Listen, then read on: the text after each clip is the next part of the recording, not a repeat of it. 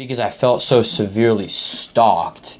You know, a lot of the delusions have to do with people following you and knowing things about you, and they're grandiose, and it involves fame and for some people money and other things, and so, but all I would say was like, you know, there's something going on that you know about and you won't tell me what's going on. And that was mostly how I would approach it with like the average person on if I got heated. A lot of the time it was pretty closeted. To those close to me, they could really tell what was going on. But when I, you know, that moment over the summer in 2021 where we left off, and even later moments where I was manic, I've gone back and asked people like, hey, you know, I was really going through something. Did you know? Yeah. Because you like, wanted to check. You wanted to have I wanted to better understand, you know, like, and a lot of people would tell me like, honestly, like, you know, other than the fact that, you know, maybe you struggled with your mental health, like, I didn't really realize like that was going on in your head, or that you were hospitalized, or that it was this incapacitating. Mental Health Monday. Mental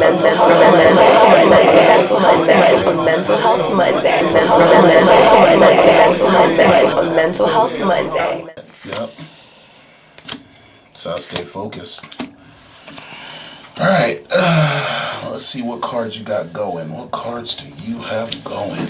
You want to see my cards? No. I want to see what cards you're going to throw out. All right. To see how this goes. Why don't you give the world a big welcome to Mental Health Monday? After a couple of cards, sure. All right, after a couple of cards? Yeah. All right, we can do that. And I get to play the first one. Yeah, so no, this is all you. The first move goes to you, man. This is unbelievable. All right. So I'll just come out swinging. Okay. Good swing. And I'll swing again. Okay, good swing. All right. I'm going to swing this way, then I'm going to swing that this way. Then I'm going to swing this way, then I'm going to swing this way, and then I'm going to swing this way. All right, welcome back to another episode of Mental Health Monday. Here with my boy Peter. Tell him what's up, Pete. What's up, everyone? We're coming out swinging today, hey, man, baby. It's part 2, man. Part 2 of the saga. I forgot what I named that first episode, but our positions were reversed. No, I was sitting over here facing this way last time. Yeah. You were sitting right there, and we were talking about baseball, all the things you've been through. A hell of a story. A hell of an episode. A hell of a couple of episodes. Yeah. And you were the Picasso of your story. Yeah. You were the X-Man of your story. I was. You were the Wolverine. Would that be a good description? That was, well, yeah. Yeah. In some ways. Yeah. So. And this is your move. And this is my move. All right. You want to see how Picasso paints a picture? Yeah. All right. Let's see how he goes. All right. We'll just do that. Okay. And Uno. Are you? Damn, you're teeing this up to win on the intro? No, I'm not. I don't even have the right color. Man, well, I better be careful I don't play the wrong number. Oh. All right, I got to do this. I'm sorry. I'm sorry.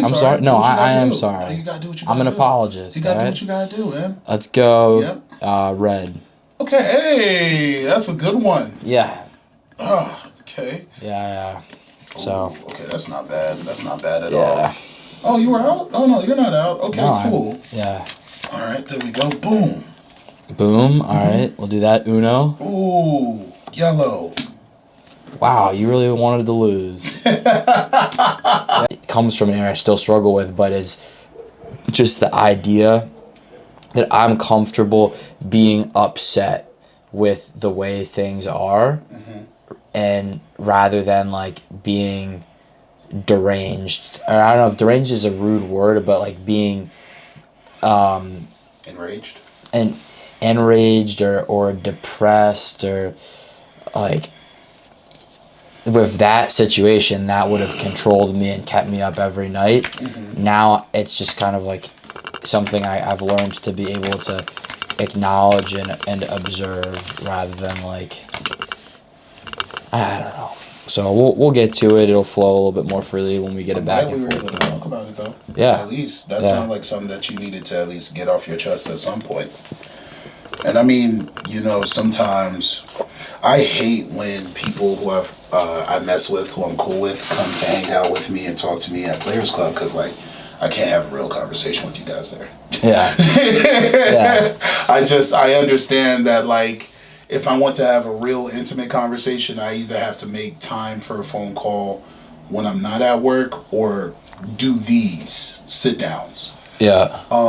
Because, like, you get to be honest, you don't have to feel judged about people that may be around you. And, like, you can afford to say some things and know that I'm not going to judge whatever you have going on or however you feel about whatever's going on around you.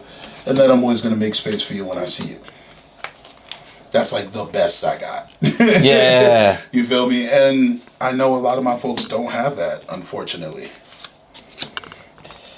Well,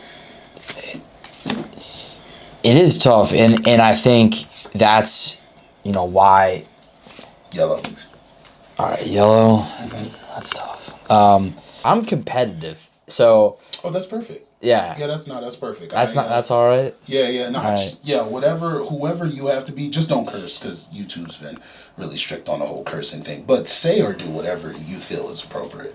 All right, so we won't curse. And I do that for that reason. Like, we talk about some heavy stuff, some light stuff, and it's just like sometimes having a game in the middle of the story is much better than just sitting in the whole story and just being like, God, I forgot about that part. Yeah. So I'll try my best to just talk and play. I mean, this is the perfect game for it. Oh, perfect.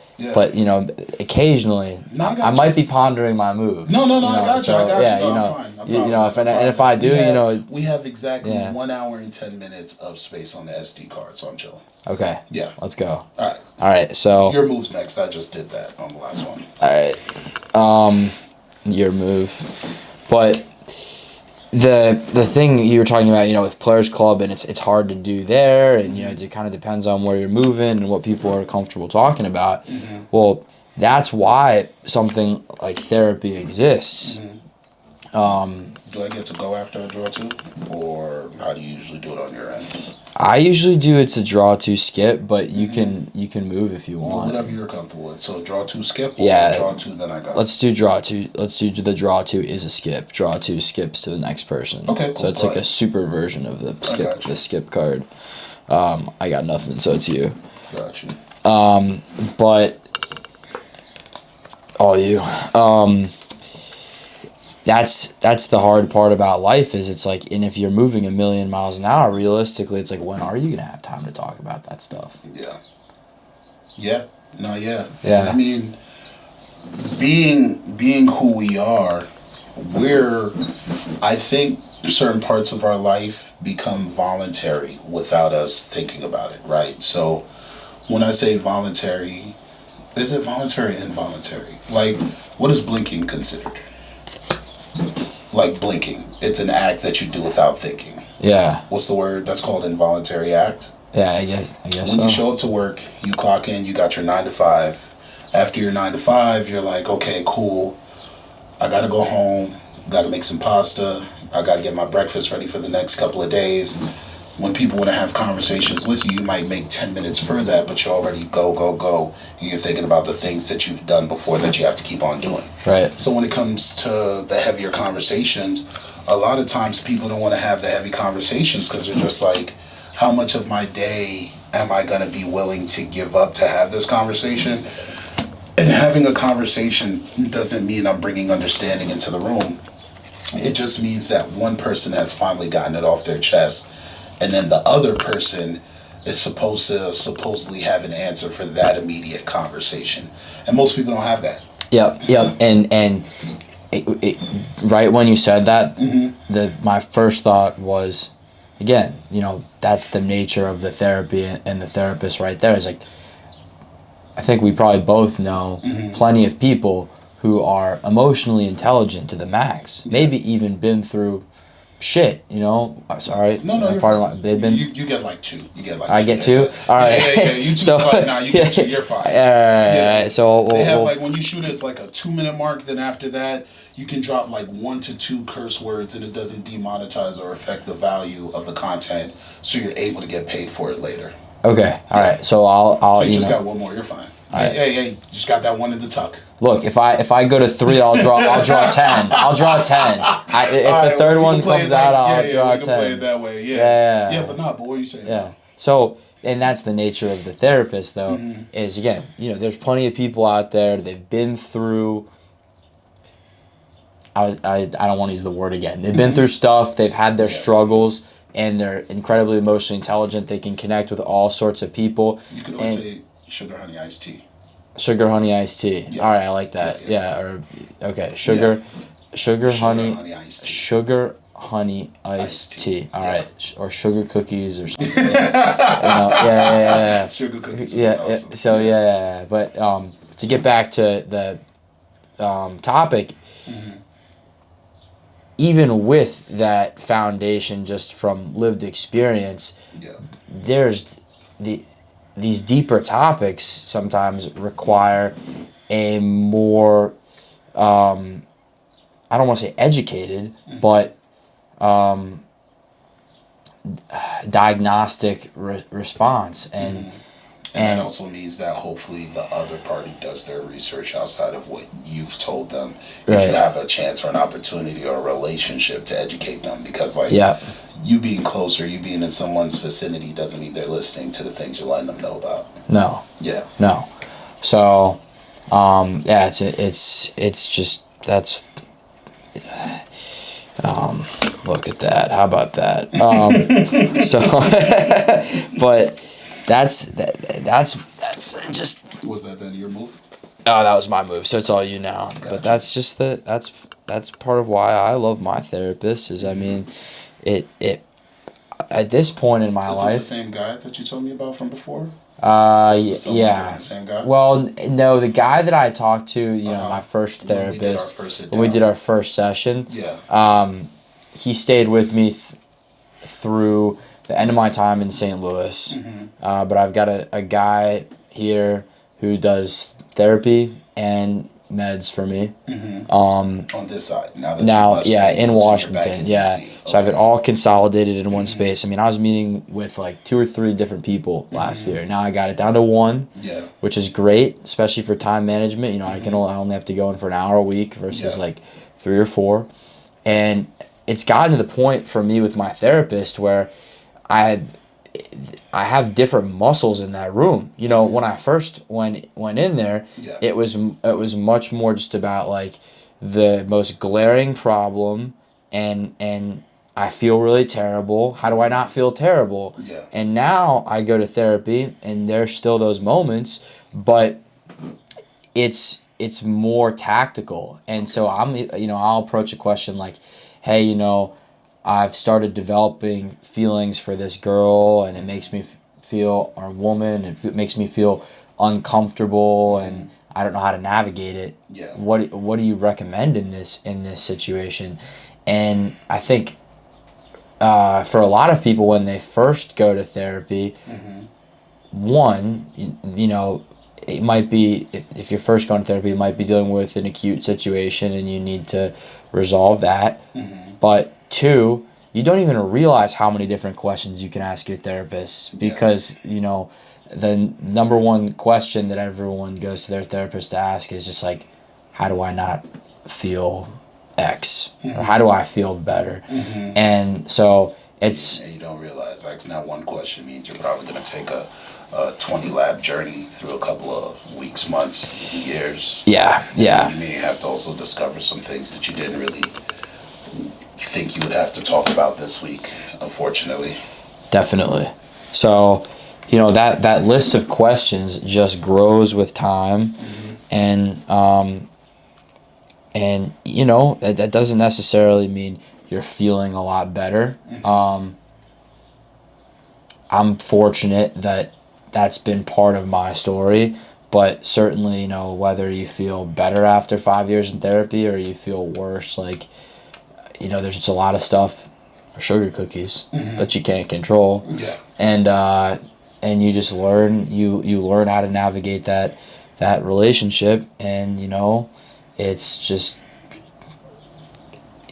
it becomes an entire like playbook. So the playbook of therapy, it's a good time.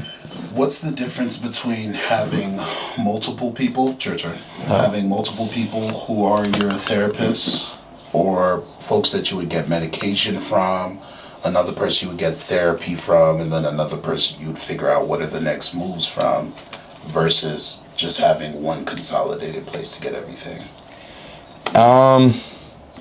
So I think. Oh, yeah, I gotta do that. I told you I think about this stuff. I'm trying to win. I'm trying to win right now. No, I got you. I got you. So got draw 2. Yeah. You said it's a draw 2 and a skip. It's a draw 2 and a skip. It's a super draw 2. Draw 2 more Uno and Uno out. You said you weren't an Uno wizard. I'm not. I've been having the conversation and chilling the whole time. I'm just like, hey, whatever's the best move to get out the first, that's my thing. If we sit here for an hour and I lose 5 games, I'm calling. I'm calling cap. I'm calling cap. That's hilarious. Yeah. The first time I did this was with a therapist, Jasmine, who you may have seen that episode. She's also a therapist, a doula. Do you know what a doula is? That's a person that helps with the pregnancy routine for women and men. Mm-hmm. So they work on the relationship. They work on the days coming up to childbirth.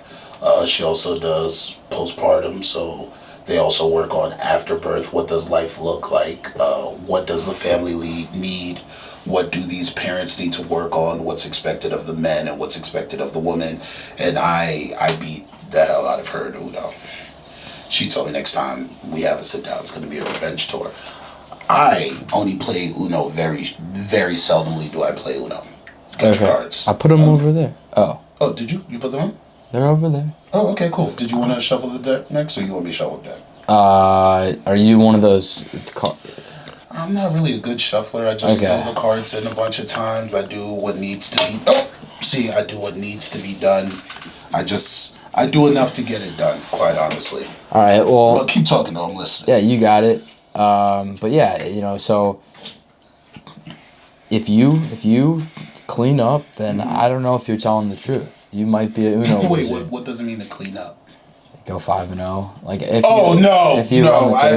I've never played a game where I was undefeated. There was this one young lady who I played Uno against, and I wiped the floor with her, but we never ended up going out again and doing any dates or anything. So I feel like I was justified in how I beat her in Uno, but that was never the goal. It's always for fun. Okay. I always play Uno for fun. Look, that's it. I had a great time. I lost. Are there Uno competitions? Like people who like go to competitively play Uno? Does Uno ever get to that level of like, oh my God, I didn't know you were in that league on the Northeast? Yeah. That'd be crazy to be like, wow, there's folks like, there's leagues? Leagues of Uno sounds volatile and exciting, but more volatile. I bet if you go to the right place, you can find it. Whether it's a legitimate like Mid-Atlantic professional league or whether it's just like the senior home of Washington D.C. there's probably something, but let me make sure that's 7. Count that out for me. Okay. So yeah, that's 7. And damn, that's right to the bottom. Yeah. Whoa. So that's a fun way to start. I don't know if the people at home could see that, but this shows them. Whoa, wow. Yeah, we got a top-down camera. Okay, that's awesome. I set it up right in front of you. I've been locked in. I look at the table and nothing else. Right? and you, the table, my cards, and that's about it. But, all right. So we got a little 4 to start off, and just to go back to, I guess we were talking about like. You wanted to hear about consolidating your mental health services in one professional versus spreading it out. Yeah. And so far, it's been helpful to have one line of dialogue and be able to just work through that. At the same time, it's also more cost efficient. Okay. But At the same time, So when you did the numbers and you look back at it, like how much more, if there was like a percent, how much more money were you spending when it was multiple people versus one? If you did like a guessing game. let me think. It's probably like, I mean, significantly cheaper. Because in just off the top of my head, I would say it's like 300% cheaper. That's a lot. Or yeah, it's probably It's probably it's a third in a regular. It's a third of what I was doing. That's a lot. Yeah, it's not 300%, but yeah, it's a third. That's still a hell of a number. It's crazy. But when you have 3 people moving, and this may be something I could still take advantage of. Yeah. You can always count on having someone to take care of you. And there was a moment like last fall where I had a pretty rough week, and I needed, to figure out what the Heldegards was going on with my. See, how about that? Give you a different word than. Yeah, what's Heldegards? What's that mean? It's the underworld. If they do they count you said that? I was like, do they count that as a curse word? They don't count that? That's kind of funny. Okay, they don't count that. All right, so I needed to figure out. No, you're good. I needed to figure out what the hell was going on with my medication. Mm-hmm. Oh, did you call the color? Damn. Yeah, it's like green. That means you gotta draw 2 more because you put on the wrong color. Does that mean I can put a blue and a yellow down at the same time? If they're like the same. No, I was joking. If you have anything green and it's the same. Because blue and yellow make green. That's crazy. You're out of bounds, sir. Are you sure? Very sure. Okay, all right. I don't got. You're like, I'm trying to Picasso this. Yeah. I might as well just paint a canvas right there. That's funny. Yeah. I don't got any green. cards? No, it's all you. All right. So let's do.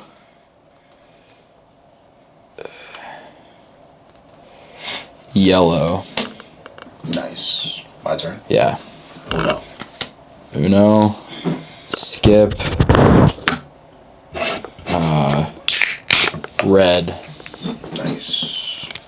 You can go ahead.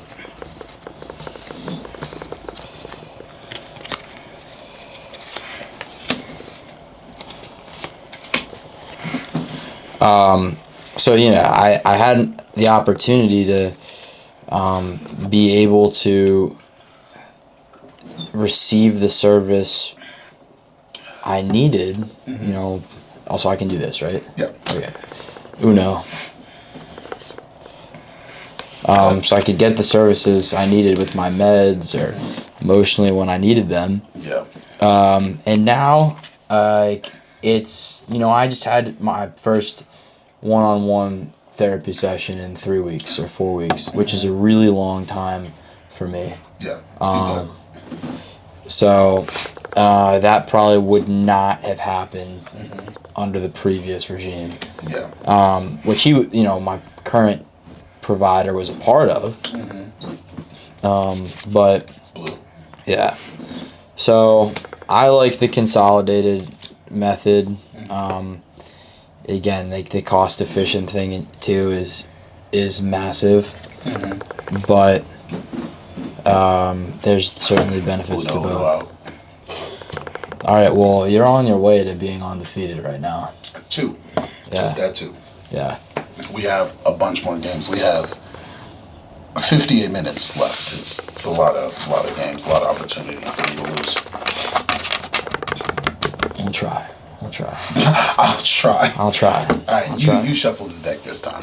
I'll shuffle the deck. Are you good at shuffling? Have you ever shuffled before? Yeah, but I can't make the cards dance or anything. But like that'd be crazy if you just a rainbow over the sky, man. So I can do it. Thinking about your journey, where we last left off on. Yeah. I was pulled up to college to pick you up, and Sugar Honey Iced Tea was hitting the fan. Yeah. Quite subtly, and the fan was on high. Yeah. Looking back at that time, was there anything you think anybody could have done better for you in the middle of your manic episode? because we touched on the friends and what they could have done, but now it's like, all right, dad's in the picture. I think, and I don't want to over-explain, but it's very easy for people to be scared about asking advice when they've been a part of the reason that they think you're doing okay or well. And then when things explode, it's very much, fam, we don't know what to do.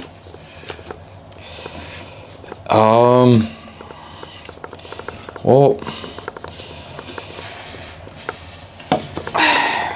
I think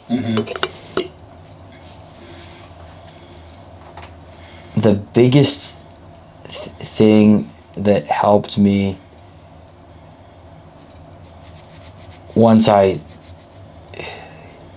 got better, because I had manic moments that went better than the first time, and I think something that changed was the approach that those close to me took to handling delusional behavior. And so at first, I think a lot of people really tried to reason with me over things. And then eventually it was more about trying to point me in the right direction in terms of help, whether that's, take your meds or talk to someone, or in the worst case scenario, go to the hospital. But the first time it happened, there was I think just trying to reason with someone when they're in that state doesn't really work. No negotiations. No negotiations, but no cut cards. Yeah, no cut cards. But it's funny that you ask, what could people have done differently? Because I do think for the most part, it was handled pretty well. My dad came, and was he entirely receptive to the fact that I was having an acute manic episode the minute that he saw me? Like, maybe not, but it's hard to know unless you've been there. And like, when college kids are drinking and doing drugs, like, it's tough to really differentiate between, like, someone's just having a good time and like they're having a serious mental health problem. So when I look back on where I am now versus July of 2021, where we left off last time, nearly 3 years ago. It's hard for me to think about what went wrong when I'm just grateful for the position that I'm in now. Like, is there space for wrong and right when dealing with someone's manic episode? Or would the better words be, you did your best? I think institutionally there's probably some things I'd have to say about the nature of hospitals and psychiatrists and therapists and stuff. Like, there's certainly some issues I have with the overall system, but in terms of like social circles and in terms of loved ones and like loved ones, friends, it's hard to like put the blame on them, because first of all, if those people were ever to change, the way that they respond to those situations, let's say on a mass scale, if loved ones and and family members learn to how to approach a manic episode or how to approach someone in depression, it would probably come from changes within the system and how we educate college students about mental health issues, and the fact that taking a medical leave of absence is a very like low stakes endeavor that you won't regret. That there's school is still a business and it wants your money, so they want to make exceptions for that. They want to make exceptions for that. It's like, especially in the post-pandemic world, like, just perfectly normal to be going through these things, and there are programs that work to like get you back on your feet. So again, like my issues are less so with like the people in my life and like how things went down, and more so with the system. And you got to remember, you know, one thing we talked about last time was like I went from sophomore year of college asking for a therapist midway through the year, feeling pretty depressed and being denied that resource, at least being denied the like provisions for that resource from someone I'm particularly close to in my family. You can probably do the math. To a year and a half later, you know, having like a therapist, being on certain meds, but at the same time, like I'm in the hospital despite certain adjustments that have been made. And the whole thing just kind of ebbs and flows. And I think one of the realities of seeking treatment, and it's probably one of the hardest realities of seeking treatment, is things might have to get worse before they can get better. Yeah. Because it's like I didn't realize how much I was suffering until I looked it in the eyes. I mean, there's still probably moments, you know, where I don't give myself enough credit for how I'm feeling. But one of the things that's changed as a result of the past year and a half, and from, you know, where we left off last time, and we'll fill in the gaps momentarily. But one of the things that has changed is sometimes I'll be, you know, sitting in bed and I'll think, you know, am I depressed right now? And I think learning to ask myself that question and kind of filter through my thoughts, usually I end that internal dialogue now saying no, but I am sad or I am struggling. Yeah. And I think that learning how to ask yourself, like, am I depressed?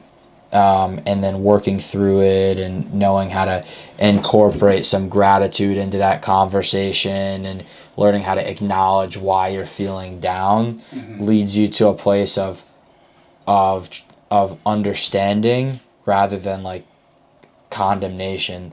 And 3 years ago, even like a year and a half ago, barely over a year ago, my mentality was way more, you know, I'm terrible, I'm awful, like some SI, like, you know, a whole cocktail of just internal condemnation rather than a dialogue. And so I think, you know, things have to get a little bit worse before they can get better, because you really have to be able to learn how to acknowledge the different things in your life that contribute to that depression. And then there's coping mechanisms, and I mentioned gratitude, but, you know, other things, you know, ways to distract yourself with hobbies and establishing healthy relationships. The list goes on and on, but this is just a long-winded way of saying, when I look back, there's no one I point a finger at, or no thing that I point a finger at and say, I'm pissed that this is how my situation was handled. The only thing I can take issue with is like the institution of public health and education and how they handle mental health. Or, you know, because there are, in fact, a lot of efforts right now to try and solve these problems, and those institutions have begun to prioritize it more. But the more so what resources the institutions of public health and education have at their disposal in order to tackle acute mental health problems. Yeah. Yeah. That's a good answer. Because I don't know if in the conversation we ever got to that part. Yeah. It's very easy to hear the story of what someone went through and to point the finger, and it's very hard to say, All right, now that a couple of years have passed and you kind of have time, well, months to years have passed, and you have time to look back at it, for the parts that you remember, you know, is there really space to correct people, or is there more space to just be grateful that they gave the effort that they could? I think within the last 6 months, I've been an adopter, especially when it comes to the people around me, not just myself, because I'm a believer that whatever you preach, I hope you hold yourself to the same standard, and that you do give the people around you grace if you're asking folks to give other people grace. And I don't judge people by their accomplishments or everything that they've done. For me, I usually judge you by, like, hey, are you giving effort? Right. Did you really try your best? Are you trying at all? Or is giving up the best thing that you're good at, and maybe I need to just accept you for who you are at that point? Okay, so I'm gonna go first. Gonna draw a card. Yeah, you know what's funny? I didn't realize that Uno decks were made by Mattel or Mattel. I don't know how you pronounce it. Mattel, right? But the Barbie company. That's a good reference, actually. Yeah. So they own a lot of different properties, actually. Right. Well, like I say, Greta Gerwig killed that movie, but if there's one thing she could have put in there, maybe a little dancing Uno card, or something in Barbie Land. I mean, they did do that whole lineup of things that Mattel owned when they went into the basement, and they had the throwback Barbie scene. That was crazy with the original Barbie. Oh yeah, that was nuts. That was a deep cut. That was a deep cut. So, wow. But.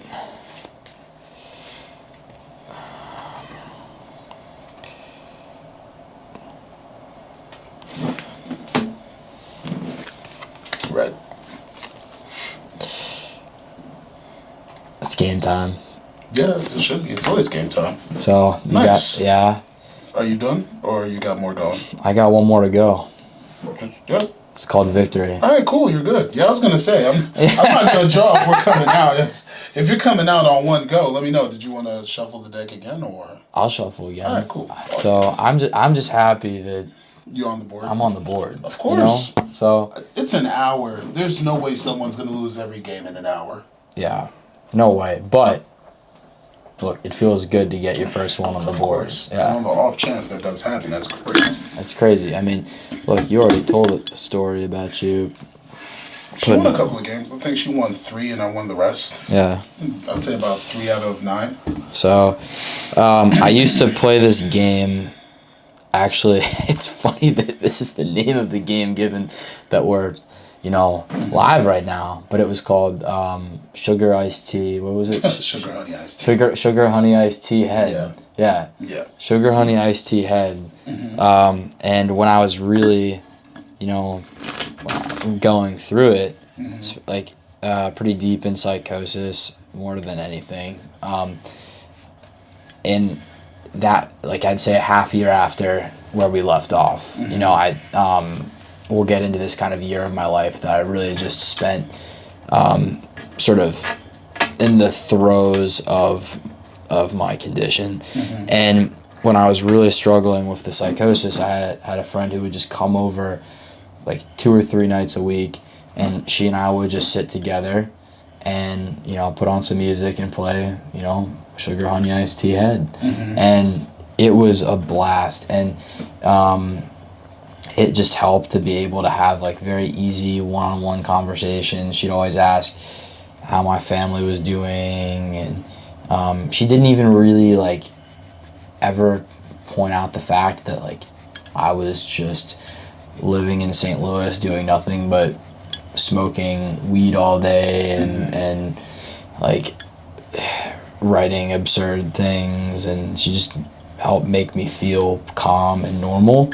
She accepted that side of you to make space for the other side of who you wanted to be, or who you needed to be in that moment. Yeah, very like incredibly accepting. So just playing a one-on-one card game right now, it's bringing me back to that point in my life that we're gonna get into a little bit, but it also goes to show like that was probably one of the hardest years of my life, emotionally and just in every aspect. Yet there's still some moments that I look back on fondly, even some of the hard moments, and just like life ages, like a fine cheese or something, or aged wine. Cheese. It's just aged cheese. Aged cheese. Everyone's certainly got things that they don't want to, moments, relationships, things they don't want to touch. Like, I definitely have some things that are stale cheese, but stale cheese has its place. Stale cheese. Sometimes, but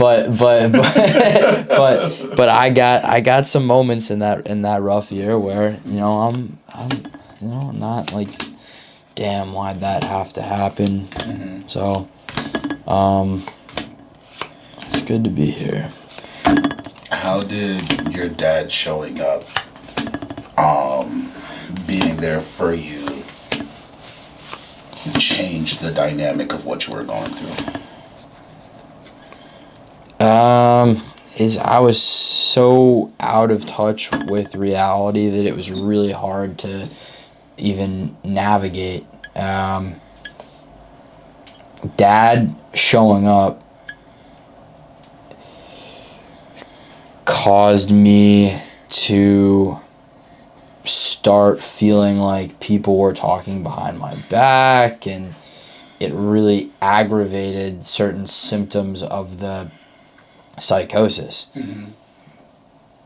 You want to give the folks a reminder of what you're dealing with, mental health wise, and just for framing where we left off. I mean, I'd spent a year fairly depressed, started to seek treatment to try and counter some of the symptoms that I've been dealing with, some things which had been going on for years, some things which were more short term, and ultimately it led to me having a reaction with some medication that I was taking that left me manic and in psychosis, and somewhat, not even just somewhat, but delusional.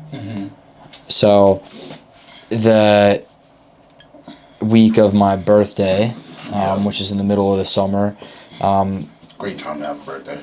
I don't mind. Yeah. I don't mind.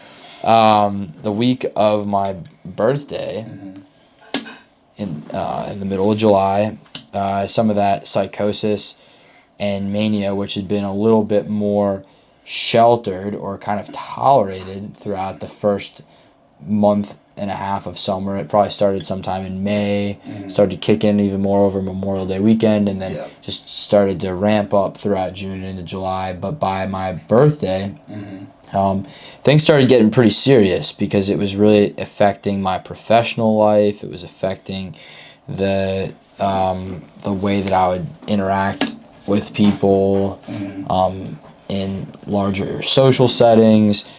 And I'm going to go green. So eventually it caused my dad to fly out to St. Louis, where I was living, and try and help me navigate the situation. So ultimately, Uno, he... Yellow, Uno out. Oh, man. Wow. Good one. I was at the edge. We were both coming down to the wire. I was like, wow, we're really coming down to the wire together. It's seriously ironic. Yeah. And it tied in like right with how I was telling the story too. We're really pushing the pressure points. We're moving towards where we left off, and it's like just Uno approaches. So the Uno beat the story in terms of the race of So, but to end where we were leaving off, my dad flew out to check in on me, and this caused paranoia. Paranoia to spike, all sorts of, ideas about like what was happening in my life, and you know how I perceived my birthday and how I perceived other people. And so my dad and some of my friends and family made the decision to involuntarily hospitalize me. And what's that process like? And we wanted to hear about the institutional stuff. Well, I mean, or whether you did or didn't want to hear about it. I mean, you know, it's terrible. I mean, I really think, you know, there's some parts of it where I'm like, I don't blame them for how they treated me. But, you know, so yeah, I was involuntarily hospitalized, and the day that I was told my dad needed me to come with him to the hospital first thing in the morning to get my blood drawn, and through the eyes of someone in my state, which was just like manic psychotic. Yep. I thought I was getting my blood drawn because they wanted to see if I was like one of the X-Men or something. Like they thought that I was just like a mutant or some sort of like. That's a hell of a moment. Yeah, I mean, I was trying to get my powers. I just thought, yeah, I mean, I thought like weekend. I thought they were like the world was like we're just seeing shit we never thought was possible. Yeah. I mean, that's how I felt. I'm like, I'm seeing shit that I never thought was possible. So I'm like, you know, really shook. You know, to my core, I was like, what is going on right now? Like, I just can't believe this. Like, this is like just the way that I'm thinking, the way that it just nuts. Yeah, this doesn't line up. Yeah, this doesn't line up. So, all right, it's a 4, it's red, and I'm gonna go yellow. Did you want us to exchange hands, swap hands, or no? No. That's a choice of yours. No. I like what I'm working with. Wow, I should have swapped hands. yeah. Should have swapped. Should have swapped. Damn it. Yeah. So, the delusions are it's fun to break down, and I do think they can provide like some context into what it's like to be. Oh, come on! Wait, can you do that? Well, if you draw the cards, you would have to skip anyway, because you said anytime. Anytime we draw. Right? Yeah. Good one. Yeah, you got that's the mutant card. Yeah. I'm just making sure to follow the rules, man. No, and I appreciate it. So, you know, the delusions. The one thing I will say though is, I don't, you know, we could sit here for the rest of the. Wow! All right, let's get serious. Yeah. There's the wow. The wow. Yeah. Yes. Wow. Yeah. Okay. See, that's not gonna work. Yeah, that's not gonna work. That's funny as hell. Yeah. Go ahead. All right. So the delusions could fill the rest of this conversation. I could come back tomorrow. We could get dinner, sit here until you go to your shift. Yeah, that many delusions. And then we could do it until, you know, 2025. Like, legitimately, like, we could record, like, that's how, you know, that X many hours of world building happens, and because it's like it's just an entirely different place of being. So, you know, I'm gonna try my best to, like, you know, provide some anecdotal examples which are helpful and maybe even funny. But I don't want them to, like, distract necessarily from, I think, the broader, like, mental health topics that we're discussing, because everyone's, you know, delusions can be like a little bit different. Yeah. And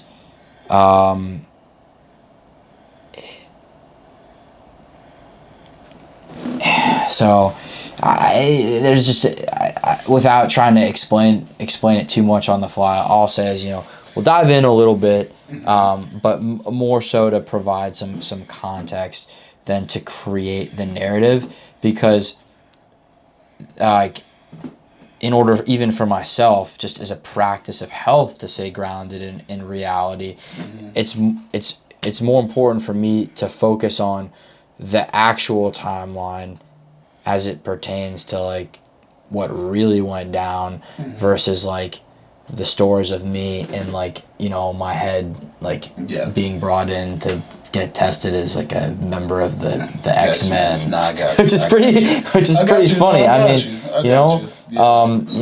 And like there are definitely some stories which were like hilarious. And I feel comfortable saying that with how time has passed and things have gotten better. But, you'll be at my wedding, and when you're there, they might get told, or, whatever, at some life event. Wedding is a broad example. I'm probably not a big wedding guy. I think I'd prefer to just, like, get married at Shake Shack and then go to right at the Shake Shack. That's funny. Yeah, then go to a Nats game and then just call it. But I mean, you're a huge Nats fan. That'd actually be a great wedding. Yeah, it'd be awesome. Yeah. So I'd sit up in the whatever it would be. So, but at some point, hopefully, there'll be a chance to dive in more to the stories. For now, I'm going to shift back to reality for a little bit. So I really didn't know what was going on. And from like everyone else's perspective, I'm, getting very angry and animated, and I'm really unable to articulate like the things that I'm thinking and that makes sense. Yeah. Being in that state of mind, that makes sense. And all I could really do, is it my move? It's your move. Okay. All I could really do was just kind of say, because I was really uncomfortable with what I was thinking. Should I go? Yeah, you should go. And because I felt so severely stalked, a lot of the delusions have to do with people following you and knowing things about you, and they're grandiose, and it involves fame and for some people money and other things, and so. But all I would say was like, there's something going on that you know about, and you won't tell me what's going on. And that was mostly how I would approach it with like the average person on if I got heated. A lot of the time, it was pretty closeted. To those close to me, they could really tell what was going on. But when I, that moment over the summer in 2021 where we left off, and even later moments where I was manic, I've gone back and asked people like, hey, I was really going through something. Did you know? Yeah. Because you wanted to check. You wanted to have I wanted to better understand, and a lot of people would tell me like, honestly, like, other than the fact that, maybe you struggled with your mental health, like I didn't really realize like that was going on in your head, or that you were hospitalized, or that it was this incapacitating. Yeah. So I'm at the hospital, and they bring me into a. I was just holding on to one color, and I said, "This is not a dude." Man. Jeez. Just look at all that. Yeah, you're the green machine. The right whole now. time it was green. I was like, "It's just green. It's just. What am I supposed to do with this?" Yeah. So I'm gonna hold on for dear life. Jeepers. Yeah. Story. So I get there and checking in with folks. Yeah, it's very early in the morning, and so then my dad maybe even brought me there in the middle of the night, and then we went to a hotel. It's very blurry, like I can't remember everything that well, but. Do you think it would be scary if you were able to remember everything spot on with juggling the two states of minds that you were like going in between? I mean, yeah, it's already scary because what I'm about to get to involves, some bump-ins with like, law enforcement and stuff like that. Or I don't know if they would be called law enforcement, but like, I got to the hospital, and they wouldn't tell me what's going on. Then finally they brought me to a back room. They took my blood. And again, like, I don't remember all of this extremely well. So, but I'll try and say the parts that I know to be true. I got to the hospital. They started taking my blood. Yeah.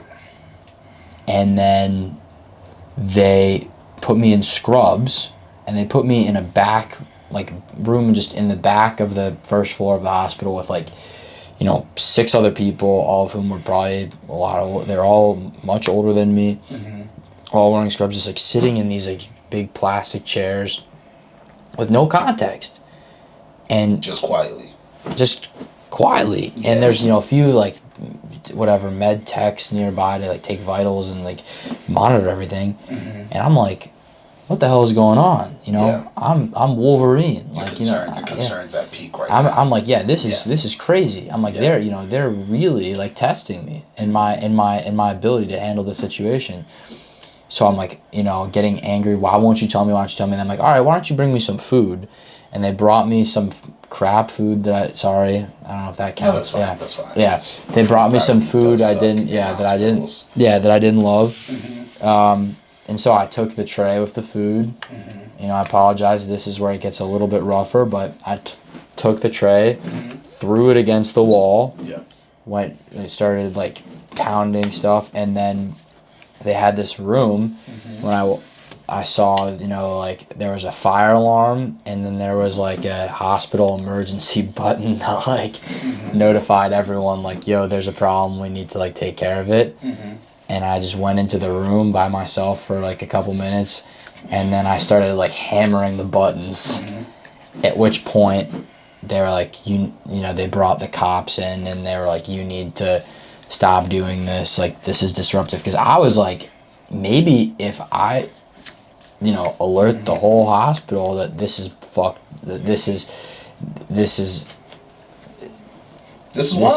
wild. Like this? Why am I being treated like this? It's it's almost like I'm not being read my Miranda rights right now. And also, you don't understand what's going on. I don't understand what's going on, which is why I'm like, do I think they should have provided more context, at least given me the literal like circumstances? Yes. Yeah, but even if they had, would I have been able to do much? Like, no, I'm fine. I would have been like, you're lying. Yeah. So it's really hard to know what to do. But then what they did was they doubled down and they threw me in a jail cell for doing that for like 6 or 7 hours, maybe longer. I don't really remember how long it was, but it was a whole like basically day.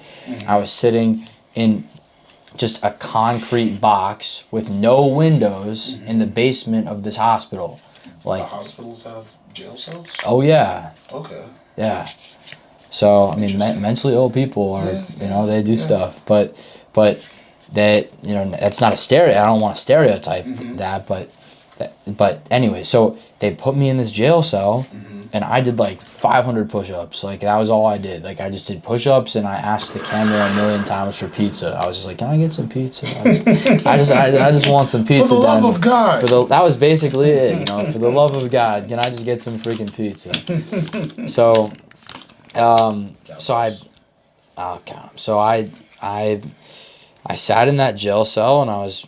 Sir, you gotta hold your hand better than that. I don't care if you know what I know. I'm gonna win anyways. I don't look at hands. Yeah. All right. I'm good. 7. Cool. Yeah. So, that was the intro to the hospital. Eventually, they, brought me upstairs to the ward, and like, they asked me all these questions about what was going on, and I mean, I thought I was in legal trouble. I thought like I'm gonna go to more delusions. I thought like Dan Snyder was trying to sue me because I was like tweeting all this stuff about the Commanders and how much of a fraud he was, and calling him a loser. And there's a special place for that. That's real. So I mean, did I talk about quitting my job? No. So last time we never got into you. Also, like the day that I went to the hospital, I mentioned there was, it was affecting my professional life. It was becoming more obvious what was going on. Like, I messaged my boss, like, I don't want to say this the pub. illest email, the illest email. Let's just say that I told my boss that the CEO of the company could kiss my donkey. Okay. And a lot of other stuff, and I signed it off best Peter fudging Nechvolodov. Sorry, I meant to put two down. Oh, that's another. Wow. All right. Well, we're balling right now. All right. Nice. Okay. So that was a rough day, and I after I worked through things with my mom, I was in the hospital for I think it was like 6 days, because they put you on a 92. Red. Okay, red +4. They put you on a 92-hour hold, and the weekends don't count towards those days. Yeah. So I, hung out at the hospital, and honestly, like, I've been twice. At some point, maybe we'll talk about the second time I went, which was at Sibley here in DC. Like, it's an eye-opening experience just in terms of learning about the spectrum of Yellow. Oh no, I don't take anything. You learn about the spectrum of what people deal with, and you're Uno, yellow.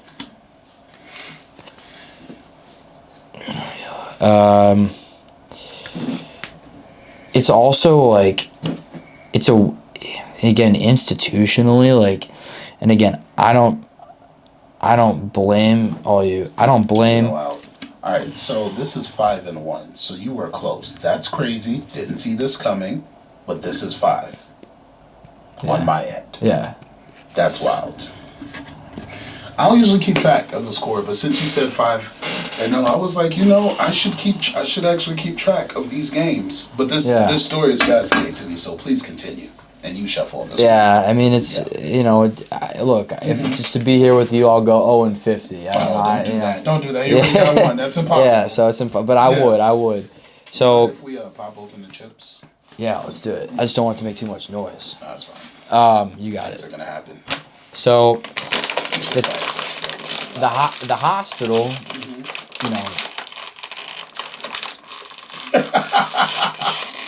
Yeah, so I have a that's bad loud. habit of like ripping open bags like all the way, so I gotta. Yeah, like, no, you you were good. You were good. I mean, there's a reason people do it over the phone when they don't want to talk to people. So, yeah. Do people do that over the phone? I mean, in like cartoons and stuff. Oh, that's hilarious. You got it. No, this is good for me. I just wanted to taste of something.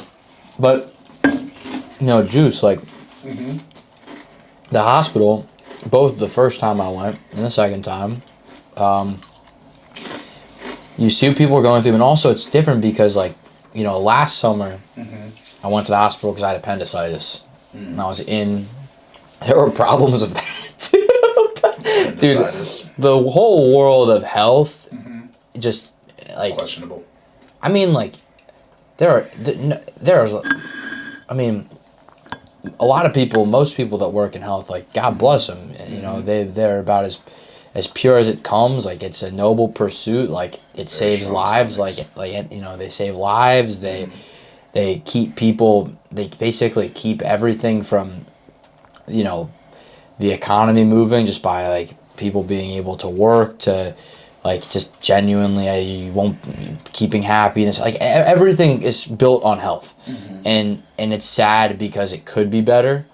And, I had some problems with the appendicitis thing, too. Yeah. In every regard, like, from insurance to, like, procedural stuff at the hospital. But when I went to get my appendix out, everyone I interacted with was showing me just fundamental empathy. Like, oh, I'm so sorry you're sick. Like, you can feel it. Do you need anything? Do you want some Sprite? Do you want, crackers after I'd had the operation? Or do you want me to move your bed? Like, it was just very, like, you're suffering. Like, let me take care of you. When you go to the psych ward, there definitely are some, like, extraordinarily nice, compassionate, warm nurses and doctors and med students, like a lot of people I'm grateful for. But there are also some people who will see that you're going through mental health problems or you're delusional or upset. And complete opposite. And they're not nice. Yeah. And people might not necessarily be nice to you there because like they're upset that they have to deal with whatever you think in that moment, or that they're constantly surrounded by people who are depressed, and that gets to them. I don't blame them, but like it's just a much different experience. Like the hospital's already bad enough. Like no one likes going to the hospital. Like you can get sick just by being there. Like you are feeling bad. Like the beds are uncomfortable. Like the TV has 8 channels. Like whatever it is. Like, but the psych ward is like the 7th layer of hell in terms of the hospital. There really is nothing worse. I mean, you don't see sunlight for however long you're there. Like all the windows are locked with shades over them. There's no outdoor space. It's like a lot of the things that are supposed to be important for your mental health just aren't even provided. And you would think sunlight, but no. But that might also come from the jumpers. Yeah, no, it makes sense. Yeah. But still, that doesn't bring the people trying to recover or who don't know that they need to recover much hope. Yeah, so it's very layered and substantially dull of life. I think that's the best way to put it.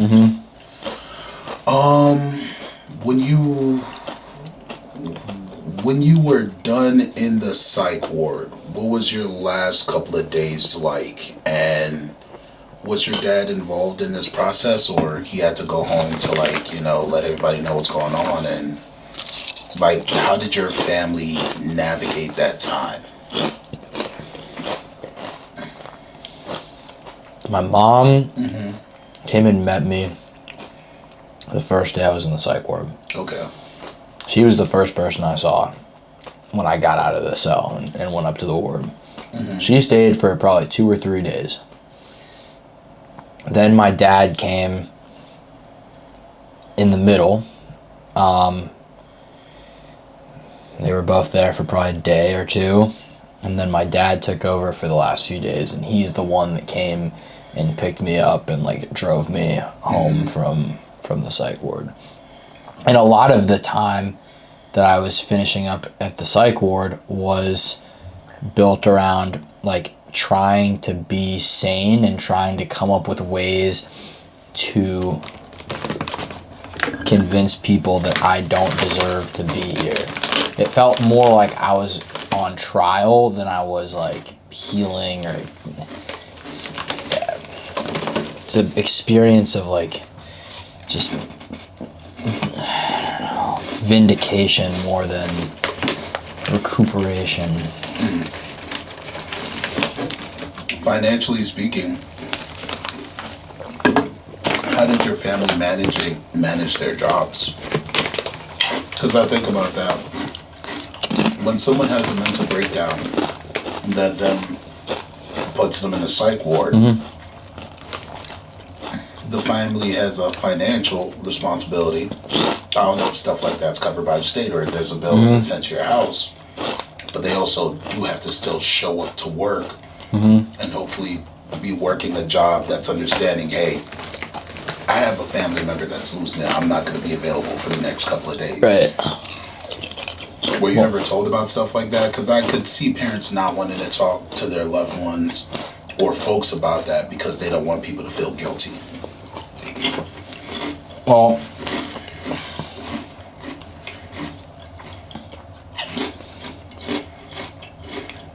I don't know.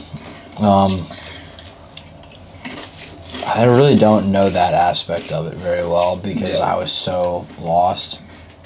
I don't know, that's a hard way of putting it, but I was just honest. Very consumed by everything going on internally that, like, all the stuff with my family. I mean, there's aspects of what was going on then that I find out, a year or 2 later. My people in my family say, yeah, did you know that this was going on, or that this was how people were reacting to it? I'd be like, to what you were going through or what was happening in the family at the time? It was all tied together, yeah. Okay. Like, did you know that this was going on around what was going on with you, or that your situation caused this, whatever? No, Yeah. I did not. Like, Yeah. and as far as like work goes, my dad has been essentially a stay-at-home dad for the past 16 years, I want to say. Yeah, I think that's right. 16, 17 years. Maybe more, 15, I don't know. My mom, has benefited from the remote transition because of COVID. So she's always been able to handle a lot of her affairs through email and calls and stuff. So, I mean, even like when I was growing up and we'd go on vacation, like my mom was always working. Like, she's 24 hours around the clock, picking up calls, sitting in meetings. Hey, I'm busy right now. Talk to you guys next hour or so. Just wherever we're pools. Yeah, sitting around writing emails with their, two little fingers by in sports venues, at restaurants, walking down streets, wherever it goes. Like, she's always been working. So, and it's actually funny because, like, that's always how I remember it with my mom. And so she worked for the government up until 2013.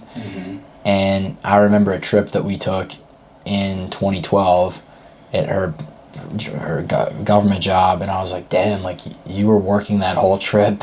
Like, how did that compare to your, her next gig, which was something different? And doesn't look like it's the same amount of demand. No, and she was like, I was working even more at the next job. I was like, no way. Because I was like, all I remember from that trip that we took when I was in 6th grade was that you were just working the whole time. Yeah. And she was like, yeah, I know that was nothing compared to what I was doing to, like, send you and your sister to college when you were in middle and high school. I was like... Do you ever have talks with her about that? I mean, sometimes. I just, I hope for my mom's sake she'll, like, I'm like, you should find something that you enjoy doing. But what if she does enjoy this? Then it's just like, dang, that's what joy looks like on you? Yeah. And we don't need to get too much into my family situation, but the stuff that happened around, leaving the hospital and how it happened with my mom working and how it affected, how people talked about it and what were they comfortable sharing, like, I just don't know. And part of me doesn't really want to know either. Yeah. So there's a certain amount of reservation that comes with, do I really want to know how we got here? Sometimes it's, at least I'm fine with that. Yep. But yeah, I remember, though, that fall or winter, I was walking over by Giant on Wisconsin in Newark, and I saw a family friend, and they said, oh my God, like, we heard about how you're doing, we're so sorry, and they're so sympathetic, and they gave me a hug, and I was kind of like, damn. But, it was really uncomfortable, and what's weird is if I was, if it was appendicitis, like I had over the summer, there are people who were like, oh, I'm so sorry, that felt bad about it. I wasn't embarrassed by it. I wasn't like, damn, why is this happening right now? But when it comes to my mental health, when people express empathy and sympathy for it, especially adults, like if it's people my age, I tend to be a little bit more comfortable with it. But when it's like the contemporaries of my parents, I'm like, oh. Like, it doesn't really slap the same. Yeah. I'm just kind of like, it's also, I don't know, but I could go more into that, but what are your thoughts? Speaking from a similar experience of watching someone go through an episode and watching a family manage it, I usually think to myself like, hey man, what could we have done? And the reason I think that is when someone starts to have episodes or mental breakdowns, there's this cushiony area where everyone is just glad that person is okay. And that's when the education stops. We only want to know and understand what's going on when the emergency is happening and when the emergency is in front of us. But you know how they say in times of peace, that's when you're supposed to prepare for war? Technically, when it comes to mental health, that's really supposed to be the same thing. And I don't think there's anything wrong with asking the person who's gone through the experience, hey, when you were going through what you were going through, was this how things were for you? And then you get to fill in the blank. If we see this, now that you have a chance to negotiate and let us know how you would like to be treated or handled, how can we help you help yourself or help you know you're tripping? And even with all the confidence that you have, you're a little bit out of touch than you usually would be, and we want to help you. And that helps you allow them to help yourself. Versus the situation that happens in the hospital, the situation that happens in the psych ward, the situation that happens when you now have family friends that are more associates of your parents than yourself that are, I'm sorry to hear about what happened. And it's like, I think there is a certain there's a certain window where you appreciate I'm sorry that happened to you. And then there's the other side of the window where you just want to be a dog with its mouth outside of the window. Chilling with the tongue out. And it's like, guys, that was 6 months ago. The conversation, the time to have that conversation and say, hey, I'm glad you're doing better. That was 6 months ago. I would rather we get to hey, I'm glad to see you're doing fine. So let's go do the golfing trip that we talked about. Let's go sit down at the family dinner. And if you decide to bring it up, then we can talk. But if you don't want to bring it up, I think there's a certain amount that we as people look forward to where we just want people to be around us to remind us it's okay and to remind us we can still work on the things that are difficult versus sorrow. Because I think what happens is there's a certain amount of guilt that comes, let's say, with people saying, hey, I'm sorry about what happened to you. And like, there's a part of you is like, I'm not sorry. I just wish it didn't go down like that. Yeah. Because it's like, that mental health emergency is still a part of who you are. There's a reason that led up to the episodes. There's a certain part of yourself that wanted and needed that freedom, but it's not going to work with everyday life. So when it comes to therapy, you're not really denying that person's existence. What you're doing is managing what you can and like, okay, what's appropriate? What does that look like? What do I now have to readjust? Because there are certain people who have those episodes that they're like, actually, I like that version better than myself right now. Yeah. And a lot of people don't understand that, because what people would like is orderly, organized behavior from most of the people that are in the picture so we can get things done. Right. And everybody can get back to what they wanted to go to, which is why I brought up involuntary. So I understand why people don't want to have the hard conversations. So for example, my person, when we talk or we have an issue with something or they bring it up to me, I reserve the right to not have an answer right now. I got you in like 3 to 4 days or a week to really think about, all right, the thing that you're talking to me about or the thing that you said that I'm doing, I want to sit down with myself to see, am I really doing that thing? Because me having an answer for your complaint or your observation isn't going to be a genuine response for myself, because I could just be telling you whatever you want to hear so you stop talking to me about it, versus am I really willing to make this change? Do I actually see anything wrong with the thing that's bothering you? Because that bothering you ain't got nothing to do with me. Or do I care about you enough to say, I'm willing to make a little bit of a change? I have this theory that we can only change by 30%, all of us across the board. You have the 60 to 70% of who you are, how you've been raised, the habits that you like, the things that you enjoy, and the things that you don't enjoy, and then you're only able to tweak 30% of who you are going forward. Yeah. Because that 30% are things that you're willing to let go of. That 30% are things that you wouldn't mind parting ways with, but maybe you could keep the thing and tweak it here and there, and that'll be as close to whatever the deliverable is that people want from you. Right. But that's also why sometimes it's just easier to talk to strangers about what's going on in your life than people that are closest to you. Yeah. Because at least when I talk to a stranger, or when I talk to someone that I know I won't see tomorrow, I know the thing I'm discussing with you won't be in front of me when I'm trying to brush my teeth and put my shoes on and go out the door. Yeah. And I mean, it's really different. You know, for you, you're blessed to have a family that cares for the most part, and people that are willing to accept parts of who you are. But we all know that the room's never 100% on our side, but we're not going to make time for that.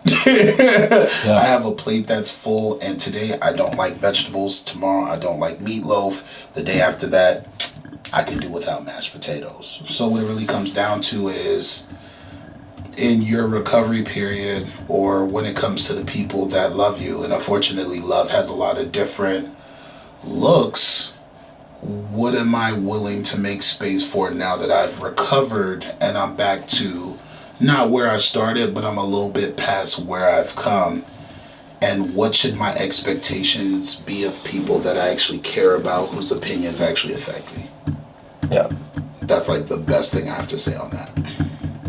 Oh, that's great advice. It is. Yeah. Yeah. So, also just wanted to check. How are we doing on time? We have 7 minutes. 7 minutes. Yeah. All right. How do you want to close? We can go back into the narrative. What I was gonna say was we could really end off here and just have it first half of the episode, and you come back next week and we do another sit down to give you enough time to really talk about what you went through for part 2. Coming out the psych ward, picking and choosing, you know, what part of this belongs to you or the family, and then, like, you know, you've graduated now. Life's better than where it was before. You finally have space from the situation, moving back home. Parents affording you privacy when you want to, family dinners when you want, lone dinners when you want. That's kind of nice. Yeah. So a lot, like you know, there's a lot of different freedom that's in there, and then, like, you know, I think what's most important, and I think this is kind of the most important question a lot of us don't ask ourselves, is what does life really look like for me now going forward? Yeah. Because now you have an ideal job that serves you, and you're part of a community work-wise that actually cares about the people that they hire and what's going on with them. And now it's like, all right, now that I'm here and I have this space to breathe, it's really framing, all right, what does breathing look like for somebody like me, and how long do I want to be here for straight out of college? Because as we know, you're a part of the economy of things where things are just not going right. Yeah. And it's in front of each one of us each day, and it's like, you know, how have your friends changed the way that they've approached you or the way that they express caring about you? How has your parents taken turns to be a part of your life now that you've gotten over the hump, and have things changed? You know, there was one point Mom was like, no, he's good, he don't need this, and now it's like, nah, he needs it. Yeah, it's weird. It's weird. That one's weird. Yeah. So, but weird is okay, because weird just means you have something that you have to work on, and you really get to pick and choose whether you want to work on that, and hopefully the people in your life make space to work on that with you, or they make space to give you the distance you need to go work on the thing. yeah. Yeah. And shout out to the new therapist. Well, I've had him for a while. Well, yeah, but there was one who didn't fit with you, and then you had this one, and now it's just one person, Yeah. Oh my God. consolidated. Well, you know what? What's up? Next time we're gonna dive back in with that person, the one that went south. The one that just got everything wrong? Yeah. That was a woman, I think. It was a woman. She was tripping. God, she was tripping from what you told me. I said, Yeah. oh my Okay. God. Because she's not out of that story yet. Like She's I'm still- as she's far still in the as story? like what's What going part- on. What part of the story is this? You know, Was she a if we're if therapist or it's like she's a therapist or psychiatrist, All right, what part So of the story was this if psychiatrist involved in? so as far as like summer 2021 when Yeah. I'm discharged from the hospital, yeah, still in the picture. still in the picture. Yeah. She's my physician of record. Oh, and I hear about this quite often. Like, because That you have person- to have someone to And leave that the person hospital. can affect a lot of what happens with you for the next decades. Well, it just depends. Yeah, Yeah. it really depends. Like but I stayed with her. We'll cover the rest of it for about Well, for how much longer? another month and a half. Another month and there's and a half? and there is a Were your parents aware of how she was dropping the ball? yes You talked to- yes, okay. and there are definitive reasons why we split ways. Yeah. And when we pick up, Mm-hmm. we will get to. What's the next day we're meeting? What day works for you? Another Thursday? You want to do next Thursday? I gotta check if I All have right, any plans. let's text about it. Yeah. I'm flexible, Yeah, so okay. we'll figure it I'm out. here for it. You see Yeah. the setup. This was nice. You could get back at me on the Uno. Yeah, Yeah, come Yeah. into vengeance. You're about to have like 100 games. Like, nah, I'm ready. or I could teach you sugar honey iced tea head. Yeah. What kind of cards do you use for that? So, right, normal deck. Okay. Yeah, Okay. so- That's gonna be interesting. All right. Yeah. So now you got something to teach me. Yeah, so it's just a regular old deck, 52, I think, 52 cards. 52. Yeah. 52. What is it? 13 times 4. I think so. Yeah. Yeah. Well, this has been So- another episode of Mental Health Monday. This is the Mental Health Month special. Here with my boy Peter. What's up? Cheers.